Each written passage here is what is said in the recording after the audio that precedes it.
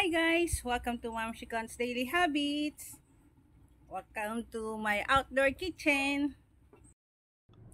Hi guys! Amazing morning! It's Ma'am Shikon's and nandito ako ulit para gumawa ng isang masarap na Asian recipe. Not only Pinoy pero ginagawa din ito ng mga Southeast Asian country. So, samahan niyo ako guys at simulan na nating i-prepare itong ating masarap na breakfast. So, unahin natin itong ating main ingredients. Ayan. So, ito yung ampalaya. Simutin natin para hindi sayang. And then, ito meron tayong kamatis at saka sibuyas. Mix natin.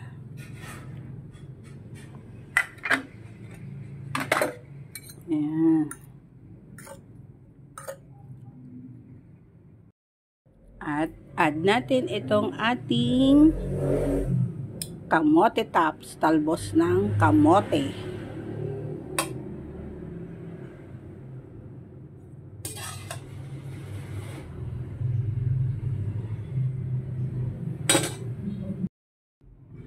At meron ako ditong calamansi syrup. Ayan. So, galing dito. Hindi ko lang pinakita yung pagpiga. Ayan. So, ito na yung syrup. At gagawa tayo ng pinaka-sauce ng ating salad. Pinoy salad.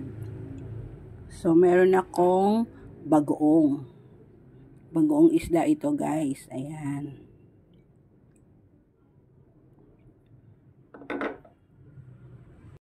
Maglalagay ako ng vinegar.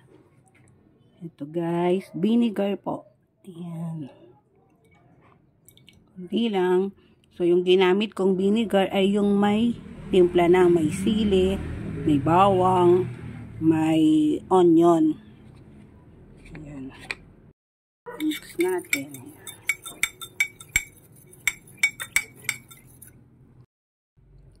At tataktakan natin siya ng ground pepper. Ayan. Sa aking recipe, hindi talaga nawawala ang black pepper. And then, bubuhos na natin yung ating mixture. Ayan ang sauce. So, ayan. So, hindi lang to dito sa Pinoy, maging sa Thailand, Malaysia, at Vietnam, ginagawa din nila to, itong klase ng ating salad. Kaya lang may iba pa silang herbs na dinadagdag.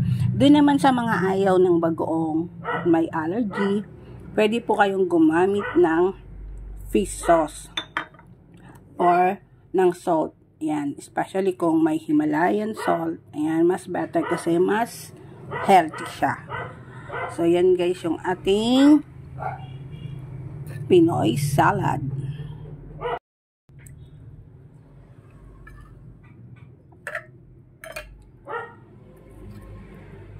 Kung gusto nyo ng may anghang, pwede po kayong maglagay ng hot chili. Yung fresh na siling mapula. Ayan. Labuyo.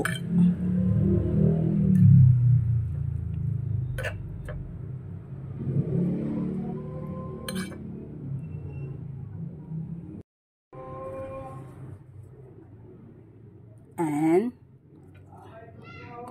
ayan. So, top with ayan, yung aking favorite na dry fish, tuyo.